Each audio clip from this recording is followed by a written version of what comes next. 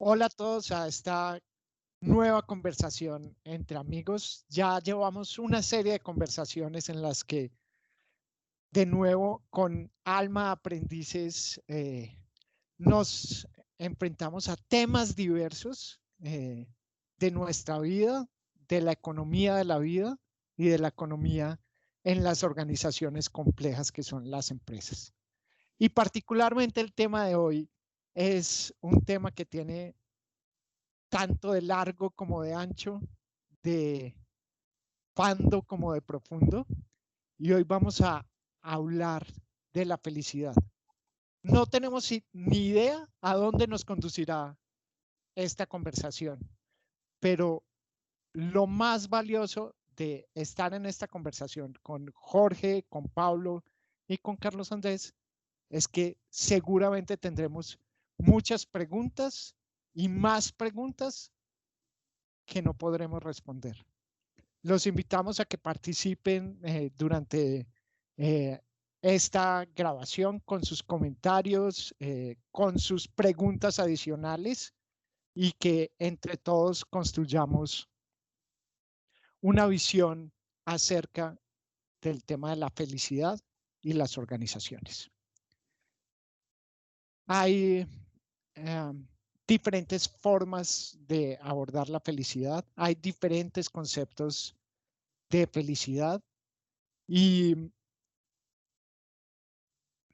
casi que cada uno de nosotros tiene la oportunidad de hacerse a sí mismo la pregunta, ¿eres feliz? Y para dar respuesta a esto, empecemos a aclarar qué es la felicidad. Jorge, bienvenido a esta conversación entre amigos y empecemos por ahí a entender la felicidad, o al menos a tratar de entenderla. Bueno, la felicidad, como no es un concepto y se escapa al intelecto y se escapa al mundo de la razón, aunque tiene que ver con ese mundo, es muy difícil de definir, como la vida, como la misma energía, como el tiempo. Hay cosas que son indefinibles, pero que se pueden vivir. Así que la pregunta cambia un poquito el código del pensar, que lo incluye, pero va más allá del código del pensar y entramos de lleno en el código del sentir. Uno puede decir si es feliz o no, pero esa pregunta es compleja, es muy complicada. Por ejemplo, uno puede decir que tuvo una infancia feliz en este momento, pero devuélvase a la infancia y va a encontrar que hubo muchos momentos de angustia, de tristeza, de inseguridad, de real infelicidad. Yo puedo decir que tengo un matrimonio feliz, sí, es una cosa muy global, pero en ese matrimonio tuvo que haber muchos momentos que no fueron propiamente felices. Yo no podría decir que mi perro o mi gato son felices, ¿sí? Es decir, que tienen bienestar, que son perrunos o gatunos, digamos, que se comportan como tal y que tienen lo necesario para sobrevivir, para vegetar, para moverse, pero no puedo decir que mi perro o mi gato es feliz o es infeliz, pero sí lo puedo decir de mi señora, lo puedo decir de un ser humano, lo podría decir también de una empresa puede tener momentos de felicidad que son momentos de armonía. Así que yo siempre me hago una pregunta, más allá de la felicidad, ¿cuáles serían los componentes que pueden producir ese estado de armonía, ya sea más o menos permanente, que yo no creo en una felicidad permanente, o ya sea estados más o menos pasajeros en los que nosotros nos aproximamos a la armonía, a la felicidad? Entonces me preguntaría, ¿qué se necesita para ser feliz? ¿Cuáles son las condiciones? O sin qué cosas no alcanzaríamos a ser felices. Y me hago una pregunta, ¿uno puede ser feliz sin alegría? ¿Uno puede ser feliz sin gratitud? ¿Uno puede ser feliz sin amor? ¿Uno puede ser feliz sin dar la nota que vino a dar a la vida sin un sentido de vivir. Uno puede ser feliz sin éxito, por ejemplo. Uno puede ser feliz sin un sentido de realización. O uno puede ser feliz, uno puede ser infeliz con éxito. Uno puede ser infeliz con bienestar, con salud. Es decir, yo puedo estar bien físicamente y emocionalmente y aún así tener un sentimiento de no estar completo, de no ser feliz. Bueno, empecemos por ahí porque yo sé, como tú, que este es un tema que tiene muchas, muchas aristas y vamos a ver si tratamos de pulir las aristas y llegar a una conclusión. Bueno, dale, Pablo. No, yo iba a decir que este es un tema que para mí es un tema extremadamente sencillo y a la vez extremadamente complejo al mismo tiempo, porque es una pregunta muy, muy clave, como tú lo decías, Jorge. Yo, por ejemplo, veo mucha gente que es feliz o infeliz en circunstancias absolutamente idénticas, ¿cierto? Uno ve gente que tiene unos puestos de ejecutivos y son felices y gente que tiene el mismo puesto de ejecutivo y es altamente infeliz.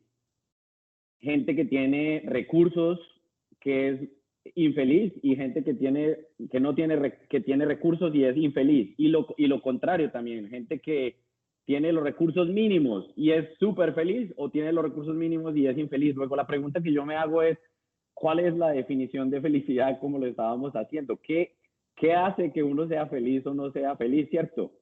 Inclusive muchas veces me pregunto, porque es que cuando hablamos de felicidad muchas veces la definimos como características externas. No, mi felicidad va a ser cuando pase tal cosa, o fui feliz cuando esta otra cosa pasó, ¿cierto? El evento externo está definido como felicidad, pero claramente si vemos los ejemplos que acabo de mencionar, el evento externo no es la felicidad tiene que ser algo más y algo diferente y tiene que ser algo interno. Inclusive me pregunto mucho ¿cuántas veces somos infelices en el presente buscando la felicidad del futuro? Lo cual es una ironía grandísima si asumimos que los eventos externos y que esas situaciones realmente no son la clave de la felicidad. Ahora, yo sé que estoy hablando de todo lo que no es la clave, luego la pregunta clave se vuelve, ¿cuál es la clave? Que eso sí me parece que es una pregunta muy profunda, pero claramente me pregunto, ¿qué hace que una persona que está en una situación que otra persona podría ver como gravísima e infeliz, vaya por la vida viviendo situaciones dificilísimas, pero siendo feliz? Para mí eso muestra que la clave de la felicidad no está en el éxito ni en la salida, sino está más adentro. Ahora, ¿cuál es la razón y qué hace que seamos felices? Esa es una pregunta que no sabría responder. Ahí tiene una cosa que es el quién, ¿no? El quién y que lo tenemos que poner en la ecuación, ¿no? Porque quién vive la felicidad o quién es el infeliz o quién sufre, digámoslo así. Y el quién establece también otra cosa muy importante, es el cómo. No es lo que vivo, no es lo que tengo, no es lo que consigo, es cómo lo vivo, cómo tengo lo que tengo, cómo disfruto o sufro lo que consigo, ¿sí? No es el trabajo que yo tengo, claro. Ya tú lo mencionabas, podemos tener el mismo trabajo y una actitud totalmente distinta. Es cómo percibo ese trabajo internamente, cómo lo vivo, cómo me siento trabajando. Así que tú tienes toda la razón, nos tenemos que volver al interior y al interior no solo de la persona, sino al interior del país, al interior de la empresa, porque en Colombia las estadísticas muchas veces dicen que somos los más felices, sin embargo, si miramos la economía, si miramos los índices de violencia, uno ve una gran contradicción ahí. Bueno, yo aquí en mi tercer intento, yo creo que fue adrede, porque cuando, aquí les cuento a todos los que nos están escuchando, que cuando planteamos este tema para la conversación de hoy, yo les dije, yo ahí como que usando la técnica de Edward de Bono, me puse el sombrero negro, pero no queriendo, sino realmente porque en mi percepción es difícil, es muy complejo hablar de felicidad, digamos, en la persona. Y si es difícil hacerlo en la persona, pensar en la felicidad en las organizaciones, que es el reto que tenemos para esta conversación de hoy, se hace mucho más difícil, ¿cierto? Entonces, claro, cuando hablamos de las personas, hemos digamos, en lo que llevamos hasta el momento, hablado de momentos, de preparaciones, cuáles son las condiciones que favorecen la felicidad, pero digamos que la felicidad, yo siempre he pensado que es una construcción más que una búsqueda, y por lo tanto no sé si al final se encuentra. Uno tal vez llega a decir estoy feliz, pero es una construcción permanente. O sea, el tema de la felicidad se construye cada minuto en el presente, cada momento.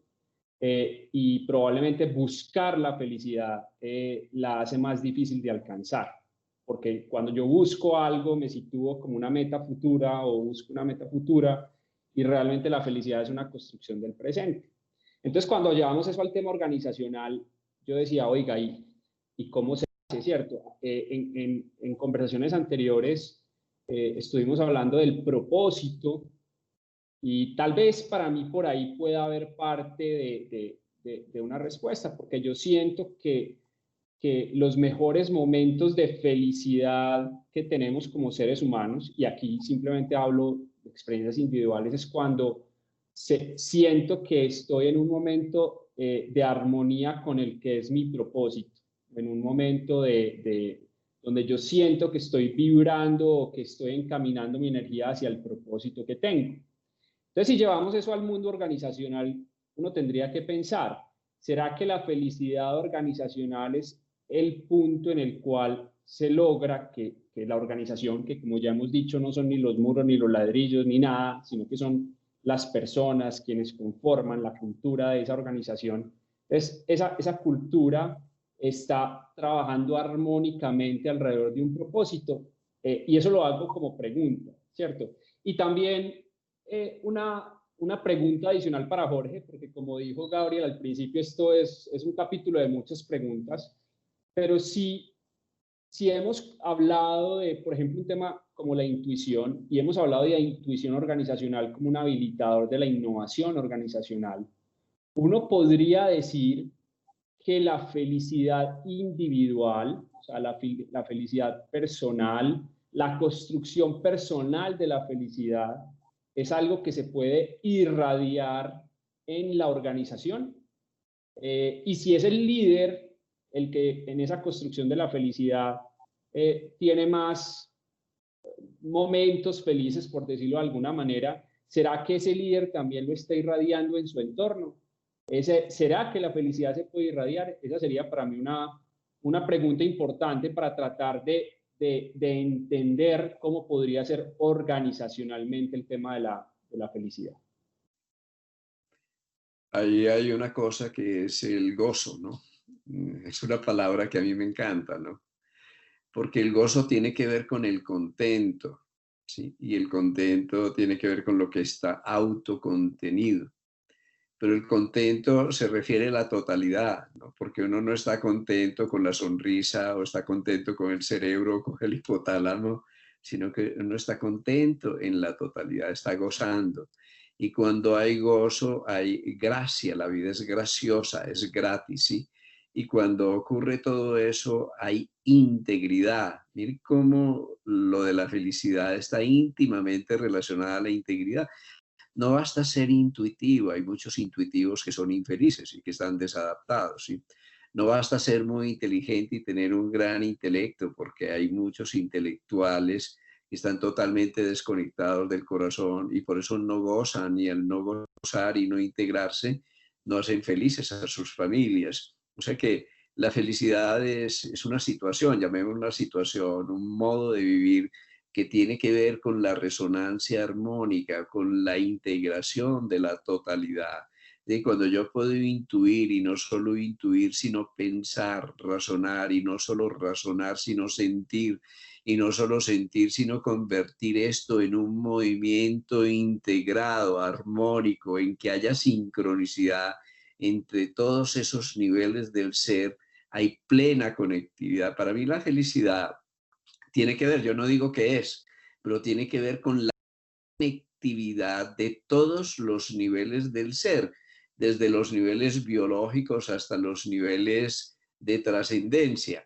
Y pudiéramos decir desde el punto de vista de las necesidades psicológicas, que para mí no solo son del individuo, sino también de las organizaciones, es que cuando uno puede satisfacer las necesidades biológicas, las necesidades de identidad, de pertenencia, de relación, la necesidad de realización, esa es tal vez la necesidad humana más importante, y por eso yo creo que uno se aproxima a la felicidad cuando tiene un sentimiento de realización, no solo éxito, porque no basta con que uno consiga el objetivo, sino un sentimiento interior de realización.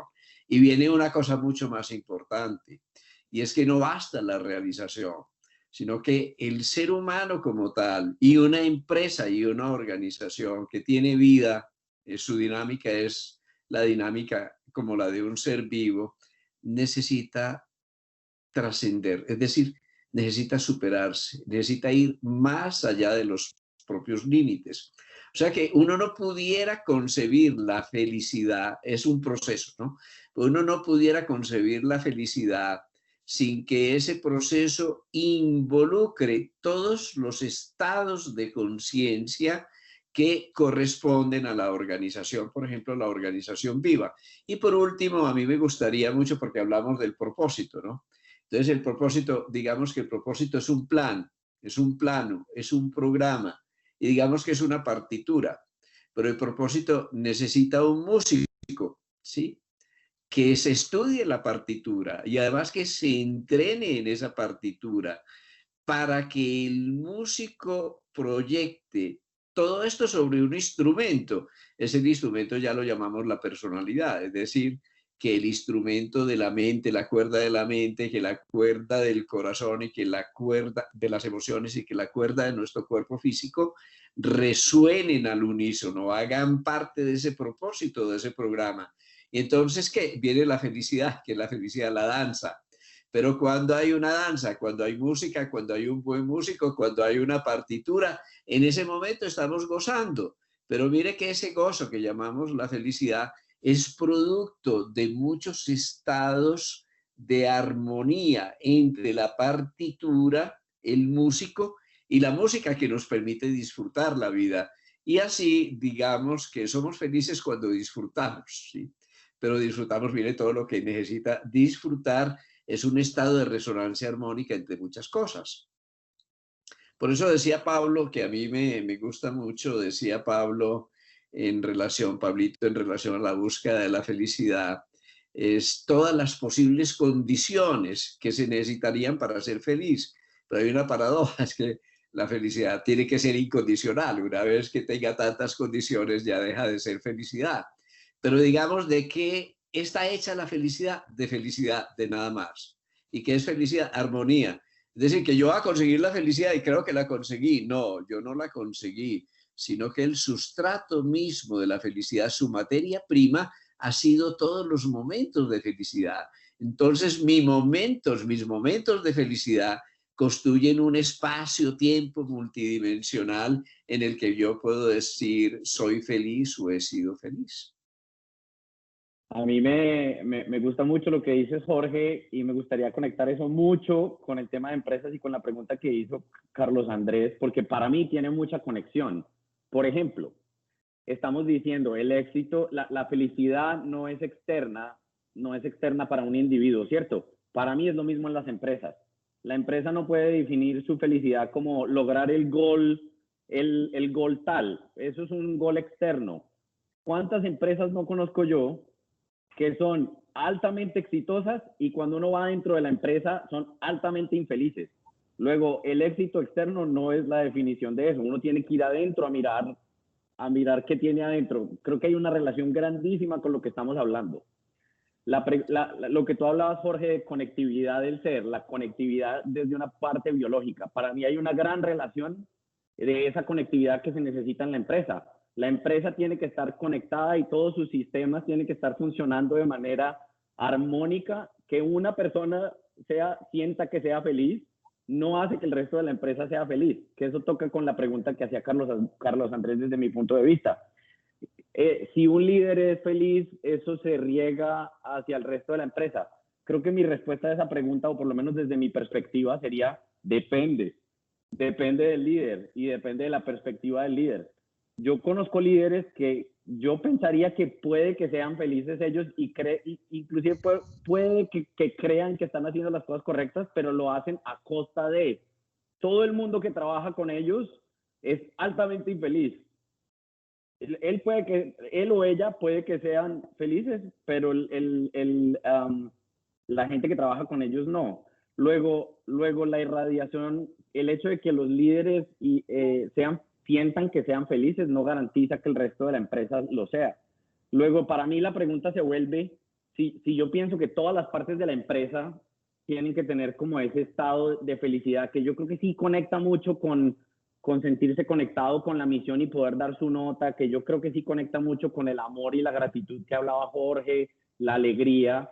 La tarea que yo creo que tiene que empezar a tener el líder es cómo miro de una manera objetiva eso y genero las condiciones adecuadas dentro de la empresa para que cada individuo de la empresa, sin importar el trabajo, puesto o responsabilidad que tenga, logre obtener esas condiciones que ayuden a su realización, que puede ayudar a su felicidad. No la garantiza, pero puede ayudar a eso. Y si todo eso pasa de manera global, creo que hay un mejor chance. Ahora, sigo pensando que hay un problema gravísimo, y es que realmente inclusive uno puede tener todas las condiciones adecuadas y no garantiza que uno se sienta feliz adentro, porque tarde o temprano la empresa es un grupo de individuos trabajando juntos hacia una misión y tenemos que ir a mirar a los individuos, y cada individuo es un universo que piensa de manera diferente, en el cual puedes tener el ejecutivo que es altamente feliz y el ejecutivo que es altamente infeliz bajo las mismas condiciones. Esa parte sí creo que es la paradoja más grande que no sabría cómo responder, pero yo sí creo que uno puede generar espacios para que en cada individuo de la empresa se logre esas características que pueden ayudar hacia la felicidad del individuo, y cuando se logra la felicidad la mayoría de los individuos, logras un poquito más la felicidad de la empresa.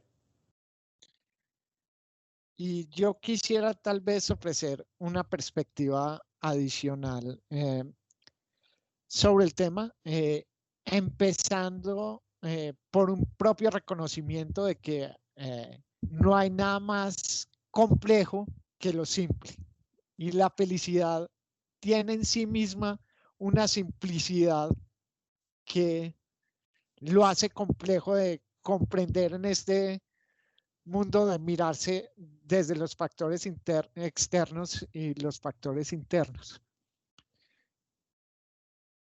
La felicidad es una aspiración profundamente humana. Por eso cuando Jorge hablaba de, podemos decir que un perro es feliz o no, yo creo que esa aspiración a la felicidad es una condición profundamente humana. Y la pregunta para Carlos Andrés es si es una aspiración profundamente humana, si es un proceso profundamente humano. Y estamos diciendo que las organizaciones son organizaciones porque están conformadas por los humanos. ¿No será que también es una aspiración organizacional? Y si es una aspiración organizacional, ¿cómo hacemos ese proceso al interior de las organizaciones? entendiendo que el proceso al interior de nosotros mismos en esa construcción o búsqueda o aspiración de felicidad puede ser diferente, pero en la organización estamos todos unidos.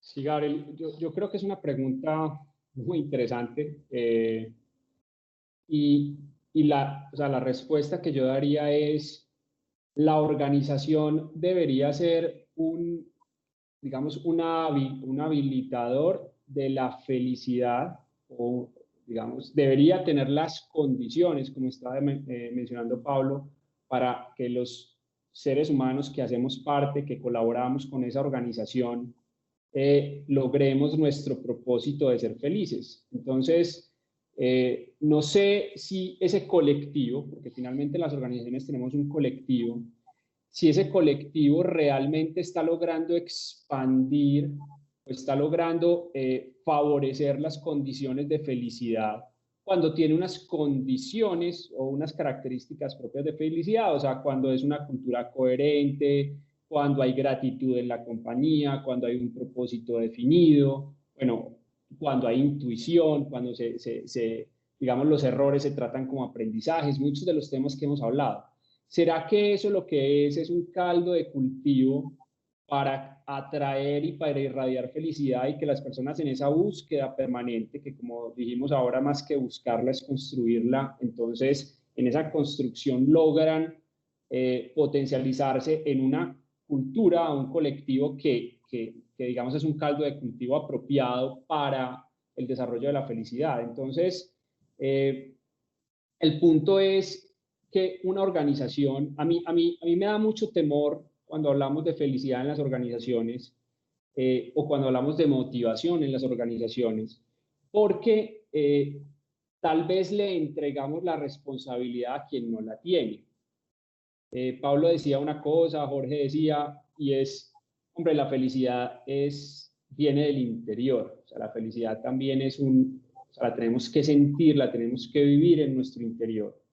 Entonces, si yo estoy permanentemente buscando la felicidad afuera y ahora con el término acuñado de empresas felices o organizaciones felices, entonces yo creo que porque me contrata una compañía que en su eslogan dice somos una organización feliz, entonces yo al otro día que firmo el contrato ya soy feliz, yo creería que no, porque en parte realmente lo que voy a encontrar en esa compañía probablemente son unas condiciones que puedan acelerar, digamos, mi proceso de construcción, pero depende totalmente de mí. Como cuando hablamos de motivación, claro, la motivación es muy importante, hay muchos factores externos organizacionales que ayudan a que haya motivación en los equipos, pero gran parte de la motivación tiene que ser la automotivación. Yo cómo encuentro, cómo alineo mi propósito de vida con el propósito organizacional, cómo armonizo con mis equipos de trabajo para motivarme, para quererme despertar todos los días e ir a trabajar con ellos.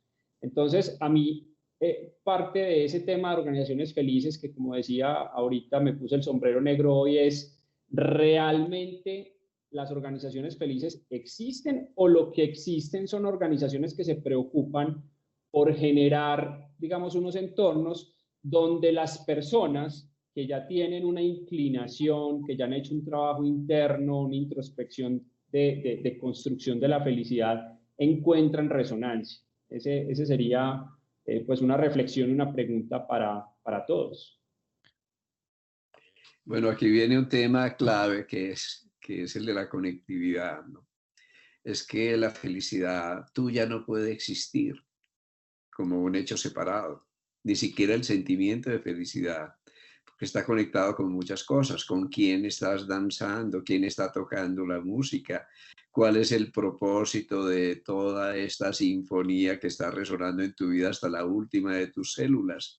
A lo mejor no pudieras ser tan feliz si ves la contaminación ambiental y realmente eres humano, si te duele la naturaleza. Los budistas tienen un aforismo, es una especie de frase mántrica que a mí me encanta. Dice, Lokasa Mastasu Pinova Bantu, que todos los seres y las cosas sean felices. Entonces aquí estamos expandiendo el concepto de felicidad, digamos, lo estamos metiendo más en el ecosistema global de la Tierra y de la misma evolución. Y es obvio que cuando tú tienes compasión, que cuando tú tienes altruismo, generosidad, automáticamente hay una condición física sin la cual no existiría la felicidad. Y es que hay coherencia en tu electrocardiograma y automáticamente va a haber coherencia en tu biología. Y si la hay en tu biología y en tus sentimientos, eso se va a irradiar a través de tu campo de energía y eso va a tocar tu entorno. Y por eso decimos que la felicidad, como la alegría, es como el optimismo, puede ser profundamente contagiosa.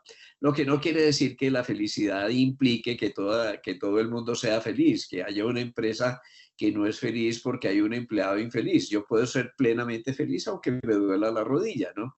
Puedo ser plenamente feliz aunque en este momento tenga hambre, por ejemplo.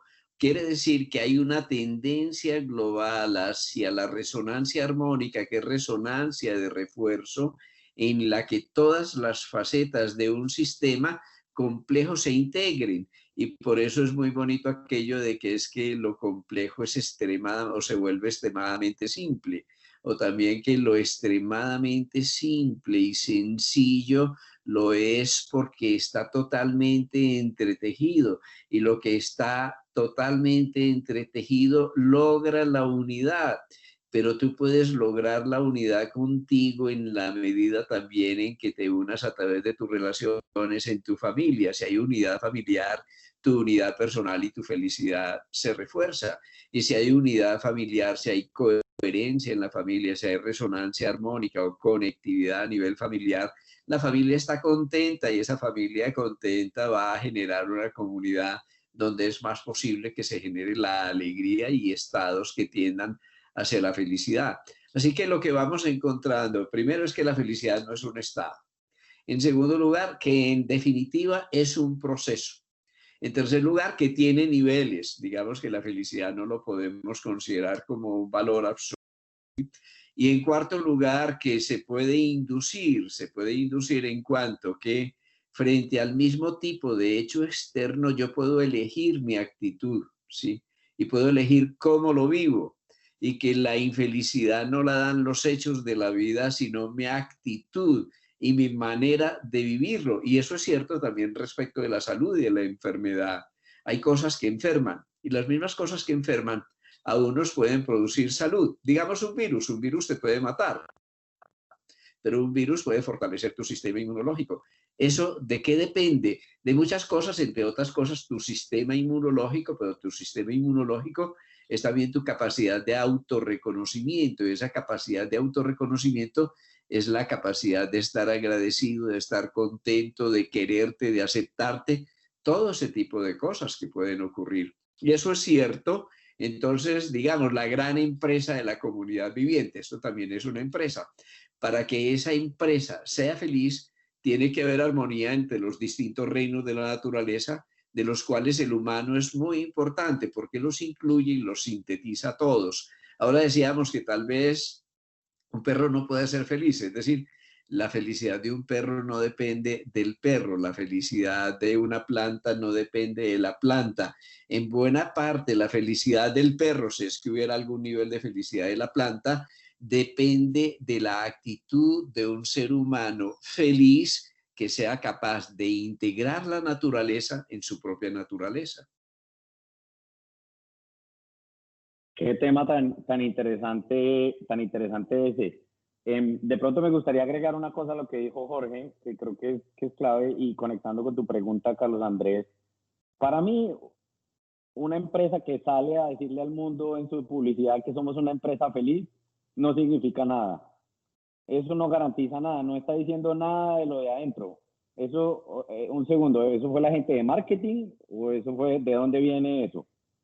Inclusive, creo que uno aprende mucho más viendo las políticas de contratación de las empresas y cómo o sea, ahí creo que uno aprende un poquito más. Realmente están buscando que la gente logre entrar a un puesto donde puede dar su nota. La gente está uniéndose porque está conectada con la misión o está uniéndose por otras cosas.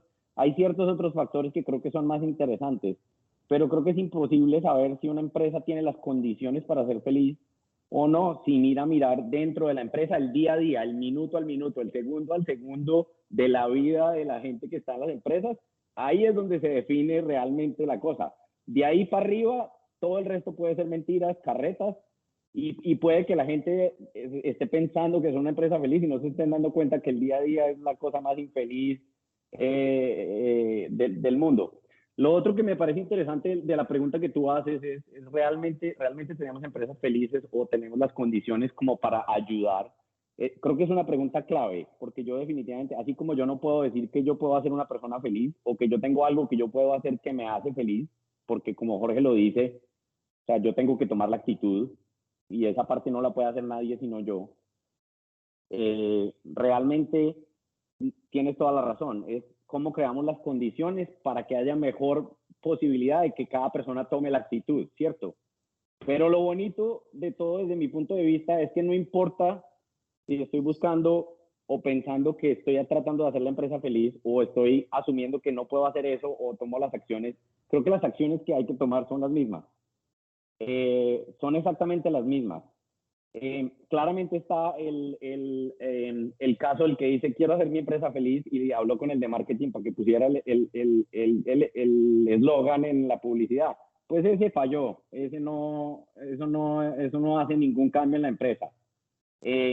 Pero a la vez también, por más de que pongas todas las condiciones, no se puede garantizar que, por ejemplo, entró una persona a un puesto que tenía la oportunidad de dar la nota, que tenía la oportunidad de ser gratificante, que tenía la posibilidad de ser alegre, pero por razones de conexión o por razones de no conectó con eso, y va a ser muy difícil que ese mismo puesto, que otra persona que de pronto conectara más, sería altamente, tendría una gran posibilidad de ser feliz en ese puesto, para otra persona puede que no lo sea. Luego, siempre va a haber una parte del factor que no se va a poder controlar, y el error en la empresa sería pensar que voy a controlar eso y que mi objetivo es que todo el mundo sea feliz. El objetivo tiene que, como tú lo dices, tiene que ser un paso antes. Tengo que generar las condiciones adecuadas para que cada persona tenga el mejor chance de ser feliz.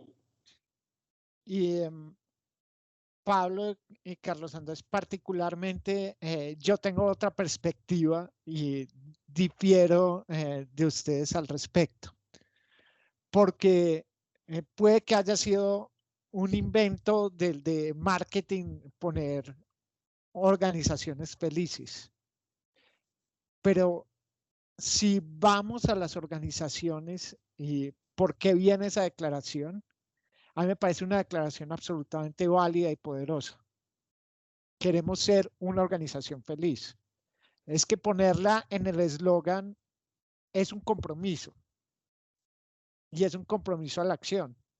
A mí, si ponen, somos una organización feliz, lo que me dice es que están en ese proceso de construcción, de búsqueda, de dar las condiciones, no necesariamente que lo están dando como un hecho cierto, porque es que la felicidad es un proceso y un resultado al mismo tiempo. Esa es la paradoja y la complejidad y también la simpleza.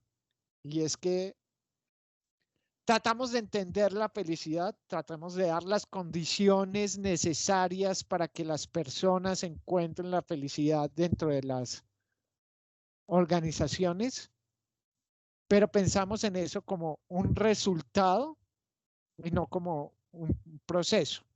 Y para mí el proceso y el resultado, cuando hablamos de felicidad, están, como le decía Jorge, unificados, profundamente entretejidos. La organización feliz es, desde mi perspectiva, aquella que auténticamente busca proveer las condiciones de felicidad, no garantizando necesariamente que todas las personas sean felices, pero sí poniendo un marco donde las personas pueden ser felices. Y vamos a lo básico, y Jorge lo mencionó antes, yo como organización puedo proveerle a las personas las condiciones mínimas necesarias para que satisfagan sus necesidades esenciales. Puedo trabajar también para crear ese sentido de pertenencia, ese sentido de ser social y de comunidad y de pertenecer a algo mayor. Puedo proveer también oportunidades para que las personas sientan realización en el trabajo dentro de la organización. Pero el punto clave es que no para ahí, sino en el sentido de trascendencia. Y es ahí donde yo creo que las organizaciones tienen que dar un paso atrás porque ya establecieron los fundamentos y las condiciones necesarias, pero esa trascendencia que hace parte integral de la felicidad o de ese estado de felicidad es una acción, una decisión, un momento o incluso una inacción profundamente individual, profundamente personal. Entonces, quería ofrecerles esa perspectiva diferente porque podemos tender a ser muy duros criticando a quien pone ese título de organización feliz, pero desde mi perspectiva, si es realmente auténtico, tiene un valor mayor para la humanidad, porque en últimas está entendiendo que en este proceso de construcción, de búsqueda de la felicidad en la humanidad, ellos tienen que aportar como una organización y como una empresa. Aquí hay una cosa muy, muy interesante. Gabriel, muchas gracias por tu aporte. Cuando te refieres a la trascendencia, digamos un momento de felicidad, un momento de plenitud, de genuino gozo, de samadhi, llamémoslo así, un momento de experiencia de unidad. Es un momento en el que tú te superas a ti mismo. Pero tú como persona o como personalidad, lo mismo con una empresa, lo mismo con un país, lo mismo con un equipo de fútbol. Yo me veo la alegría colectiva, no lo voy a llamar un estado de felicidad, de la gente que tiene un sentimiento de identidad en torno de su nacionalidad y quedan campeones mundiales, por ejemplo. O queda su equipo campeón, batió el récord, se superó a sí mismo, ¿sí? Y en ese momento se induce un estado de resonancia armónica que alcanza la colectividad, ¿sí? Y es un momento en que uno batió su récord, en que yo, a pesar de que tuve mucho dolor y mucho esfuerzo, estuve sometido a la hipoxia y arriesgué mi vida, planté la bandera en la cima del Everest. Yo me digo, cómo con tanto dolor y tanto sufrimiento y tanto riesgo la gente busca ascender a la cima, y aunque esté un segundo en la cima un segundo, pero ese momento de trascendencia marca la vida.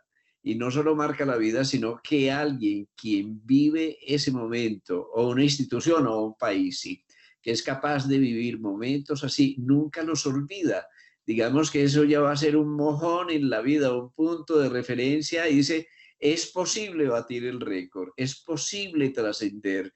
Y en el momento de la trascendencia, la máxima unidad, la máxima integridad, la máxima felicidad que podemos lograr. Pero ¿qué es lo que ocurre? Que hay que asumir sacrificios. La gente a veces cree y yo veo por eso una gran resistencia a términos como la felicidad, como estado de bienestar, todo ese tipo de cosas, porque la gente confunde la felicidad con la comodidad, confunde la felicidad con la flojera, confunde la felicidad con el mínimo esfuerzo, confunde la felicidad con ganarse la lotería.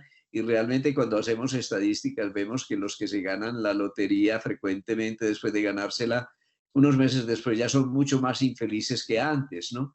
Entonces no son los logros que se hacen desde el punto de vista externo, sino los que se logran desde adentro. Y ahí es a lo que yo me quiero referir. Es que la felicidad, como frecuentemente su conquista implica disciplina, implica sacrificio, implica vulnerabilidad, implica dolor, muchas veces implica soledad. Y también en ese camino se implica una cosa que para mí es el gran punto de partida, mucha humildad. Porque cuando tú conquistas algo nuevo, un propósito, y lo conquistas desde el ego, esa conquista va a ser un fracaso real, porque no te has conquistado a ti mismo, ¿sí? Porque te estás separando de los otros y te estás separando de ti. Por eso el poder no da felicidad, frecuentemente es todo lo contrario. Por eso el placer frecuentemente no conduce a la felicidad, sino a la dependencia. Entonces hay un punto de partida, es la desnudez, la transparencia, la inocencia, la humildad. Y cuando hay humildad, tú puedes aprender. Mire que hemos dicho, la vida es un proceso de aprendizaje. Y si la vida es un proceso de aprendizaje, la única manera de ser feliz es estar aprendiendo. Y entonces ahí vamos, la felicidad no es una aptitud, no es una experticia. Yo no te puedo graduar en felicidad.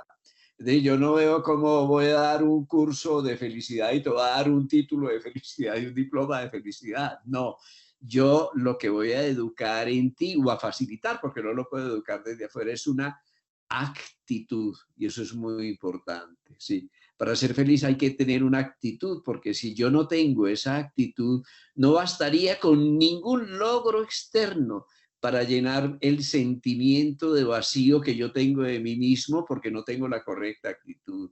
¿Y cuál es esa correcta actitud para ser felices? Pues la actitud de aprendiz. Por eso decimos, solo los aprendices pueden ser felices.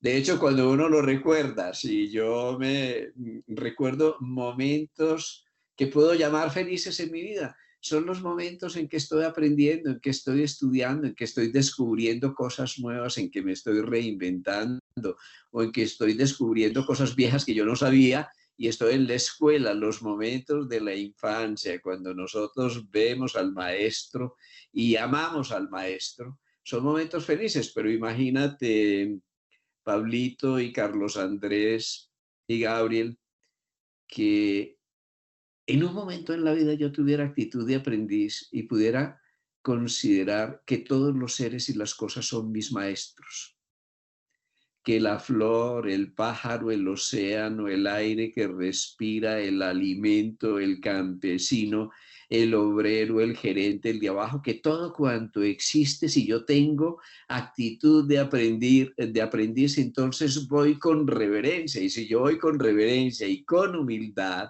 estoy descubriendo una cosa maravillosa, que es la grandeza de la inocencia, una condición plena para experimentar una genuina alegría, que para mí es una condición de la felicidad. Si yo no tengo un sentimiento de inocencia, no voy a poder vivir con alegría. Y si no va a poder vivir con alegría, no va a tener la posibilidad, la humildad de ser como un niño para aprender de todos y obviamente para ser feliz. Jorge, me fascinó tu ejemplo del Everest, porque creo que de pronto cristaliza un poquito para mí un reto que tienen las empresas, y eso todo lo que acabas de decir con respecto de la actitud, la motivación, el despertar, el dolor, el trabajo, el esfuerzo. Me estaba imaginando yo el ejemplo del que llega al Everest con la bandera. Imagínense que no fuera él el que lo quiere hacer, o él o ella el que lo quiere hacer, si no fuera obligado. El mismo dolor, el mismo trabajo, el mismo esfuerzo, pero hay alguien detrás echándole el látigo para que lo haga. Realmente yo creo que llegaría arriba a poner la bandera y no experimentaría el mismo sentimiento de trascendencia del que estás hablando. Luego, cuando yo me imagino esos dos escenarios y la respuesta siendo tan diferente, creo que realmente tú tocaste ahí la clave, que tiene que ver con la motivación, con el aprendiz, con la actitud, pero creo que hay una palabra que me gustaría agregar ahí, que es la palabra motivación interna, la actitud interna, el despertar la llama de adentro hacia afuera, que va a hacer que todo ese trabajo, esfuerzo, dolor, tenga ese potencial de traducción. ¿Y por qué creo que viene muy relacionado al tema que estamos hablando de las empresas? Porque muchas veces en la empresa yo estoy haciendo algo que alguien más pensó. Luego es inclusive más difícil generar esa motivación interna, esa actitud interna y ese despertar de la llama, ¿cierto? Cuando yo me levanto un día y digo voy a subir al Everest, pues yo fui el de la idea. Es mucho más fácil de que la motivación venga de mí. Si yo voy a una reunión y mi jefe dice, vamos a ir a subir al Everest, pues puede que mi motivación y mi llama en ese momento no sea la misma que si yo me hubiera despertado. Luego hay un reto muy grande que es cómo logramos traducir ese reto externo y ese reto externo que puede necesitar ese dolor, ese trabajo, esa actitud, esa motivación, esa actitud de aprendiz. ¿Cómo logramos llevarlo de afuera hacia adentro para que se vuelva mi reto, mi motivación, mi actitud interna? Y creo que de todo lo que estamos hablando es un componente muy importante para lograr que las condiciones y ese caldo, como decía Carlos Andrés, sea el correcto.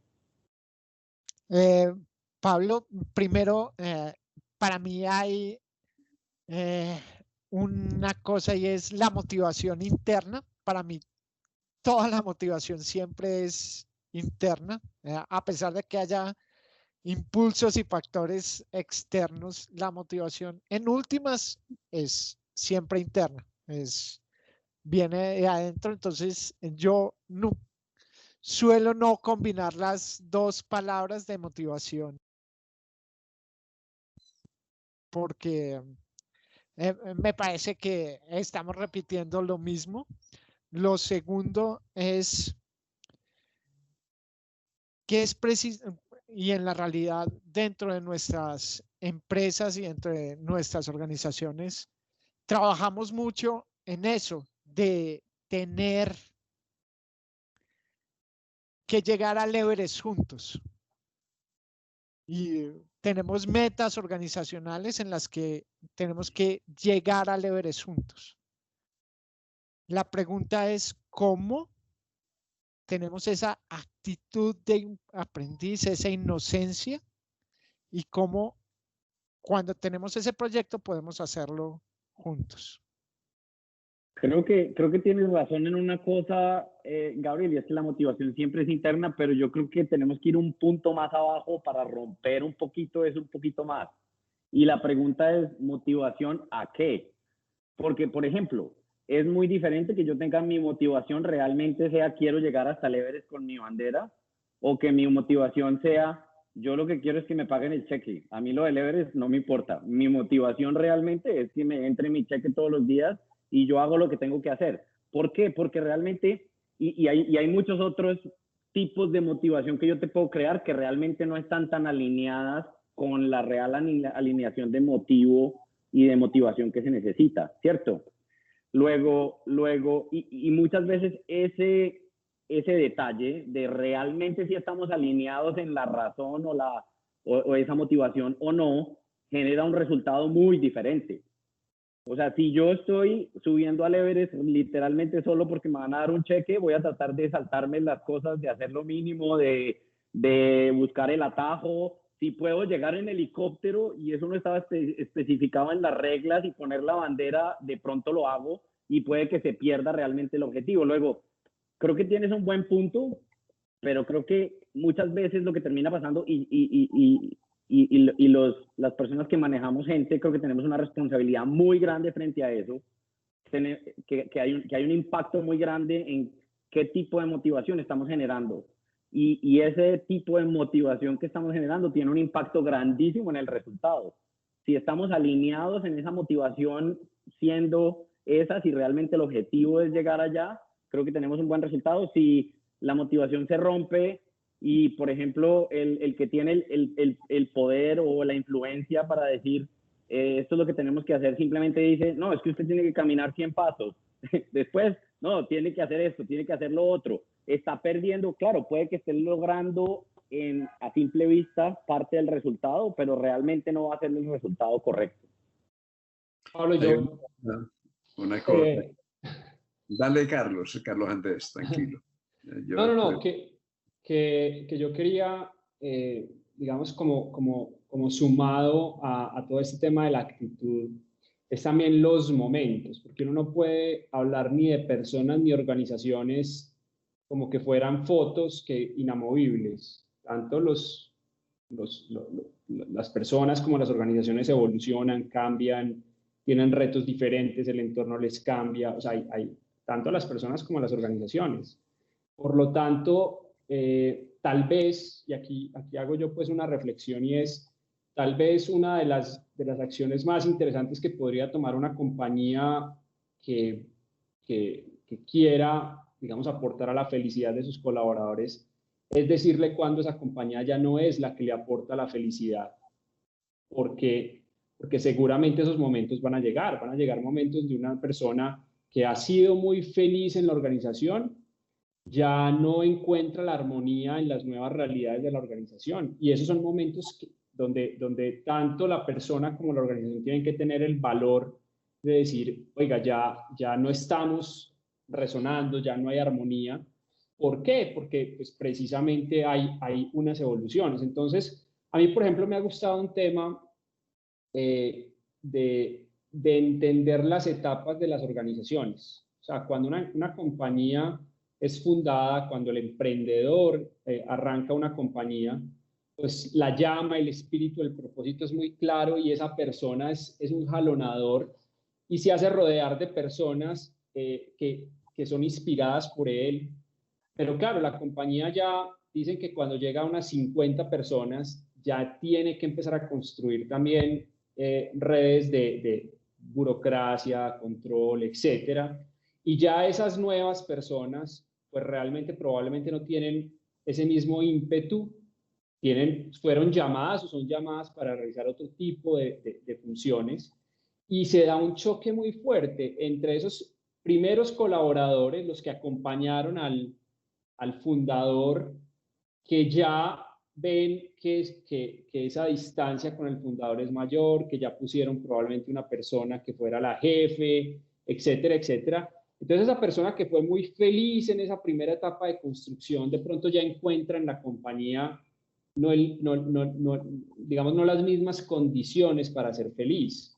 Entonces, tanto la compañía debe evolucionar, pero también las personas evolucionan y van, como bien decían ahorita, tienen que ir ajustando sus variables de motivación o en algún momento también entender que esa compañía donde pasaron momentos felices ya no está alineada con lo que ellos consideran. Entonces, por eso retomo algo que decía al principio y es, tal vez las organizaciones lo mejor que pueden hacer es ser ese caldo de cultivo, generar las condiciones para que las personas que están colaborando, como que están cooperando, que tienen esas redes de conexión, logren también construir la felicidad al interior, pero también una felicidad que tiene que estar alineada con el propósito superior de la compañía, con el propósito de trascendencia de la compañía, ¿cierto? Que es variable también, es cambiante.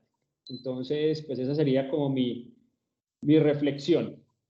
Ahí has introducido un término, un concepto esencial, yo creo, para tratar de, por lo menos, de aproximarnos a una comprensión de la felicidad, y es el cambio. Es decir, que las condiciones están cambiando permanentemente, no solo las externas, sino cómo las vivimos, cómo nos adaptamos a ellas internamente. Y en una compañía es bien claro, no basta con que el gerente sea feliz o que haya habido un motor inicial, un atractor magnético que generó coherencia y que generó el primer grupo y el sueño y que mantenga la dinámica del grupo de una manera armónica, ¿no? No basta con eso. Miremos el organismo. El organismo es esa compañía. Y en la compañía tú tienes un centro magnético, ese centro magnético es el corazón, pero el corazón se está renovando instante a instante, segundo a segundo, está empezando de nuevo su función y desde el centro, en vivo y en directo, los está nutriendo a todos, pero además está recibiendo y retroalimentándose de los nutrientes que todos generan para poder mantener su función. Digamos que hay una permanente renovación, hay una permanente innovación, hay una permanente retroalimentación. No se pierde la memoria de lo que se traía de atrás, pero se está actualizando instante a instante, y es un modelo que a mí me parece maravilloso porque es plenamente participativo, es decir, todos los individuos, todos los obreros, todos los departamentos, todas las células se están beneficiando momento a momento de lo que produce el corazón, de los sentimientos del corazón, que también se nutren de sentimientos, se nutre de sentimientos. Entonces, ¿qué tendríamos que hacer nosotros? Que la motivación no sea algo externo.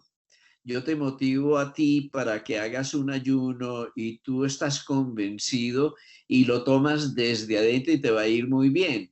Pero yo te amenazo a ti porque te vas a morir si no haces el ayuno, empiezas a ayunar y te va a ir muy mal. Es el mismo ayuno, pero mire cómo cambia el programa metabólico según que venga de adentro o según que venga de afuera. Así que no se trata de empujar, no se trata de imponer, no se trata de poner la felicidad ahí como un decreto que todos tienen que seguir, sino que se trata de que venga desde adentro, que se siembre al interior.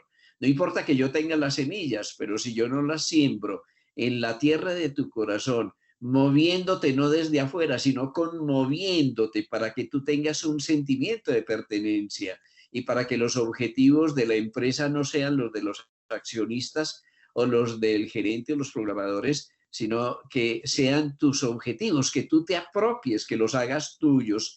En ese momento cambia totalmente el asunto. Yo recuerdo, y en este momento hay una anécdota muy bella, Johannes Bisco, yo me lo encontré por allá en la época de los 70, los 80, él dirigía un gran departamento de acupuntura en la Universidad de Viena, en un instituto muy famoso que es el Instituto Ludwig Boltzmann. Yo me digo como en el seno de una comunidad totalmente científica a la occidental, de pronto tienen un policlínico y un departamento de algo muy discutible y totalmente oriental.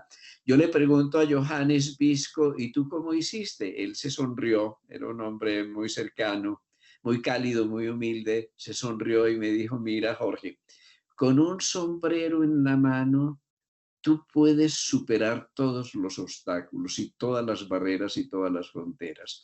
¿Qué fue lo que él hizo? Él se fue a pedirle ayuda a los ginecólogos, a los neurólogos, a los anestesiólogos, y cuando él les pidió ayuda, los otros abrieron su corazón y fueron a conocer lo que él hacía para ayudarles. Pues resulta que no solo conocieron lo que él hacía, sino que se lo apropiaron, lo tomaron como un proyecto propio de toda la universidad. Así que es ahí donde yo digo de la actitud. Mira, si hay un gerente que se pone los zapatos del obrero, se ponen los zapatos de la barrendera, que se ponen los zapatos de toda la gente que está currando, que está trabajando en sus respectivos departamentos, que va con sencillez y con humildad y con apertura de corazón y que mantiene esa actitud permanentemente, eso va a eliminar todas las falsas barreras que en una empresa generan una organización jerárquica, es decir, de arriba hacia abajo, y va a generar ese modelo cooperativo de holarquía en que todos desde su nivel aportan a la empresa, porque la empresa no es un asunto externo, sino es algo de lo que se han apropiado interiormente. Esa es para mí la genuina motivación. Y con las empresas adentro, con las empresas que logran sembrar la semilla en cada uno de los colaboradores para que sientan que la empresa también es de ellos, y eso cree motivos de trascendencia en cada uno de los empleados. Terminamos esta charla y este capítulo de hoy en el camino de aprendices, hablando de la felicidad en las organizaciones y la felicidad en la vida. Y creo que en esta conversación tan profunda como tan ancha como tan larga, empezamos a deshojar el tema de la felicidad. Y los dejo con una pregunta para cada uno de los que nos están escuchando, y es: ¿cuál es la otra alternativa? Si no estamos pensando en esa felicidad propia, en la felicidad de las organizaciones, ¿cuál es entonces la alternativa? Muchas gracias a todos y de nuevo la invitación a que nos continúen escuchando y contribuyendo con sus preguntas y comentarios, y a que sigan el video en la página para las próximas conversaciones. Jorge, Pablo, Carlos Andrés, como siempre, un placer esta conversación entre amigos. Muchas gracias. Muchas gracias. Muchas gracias.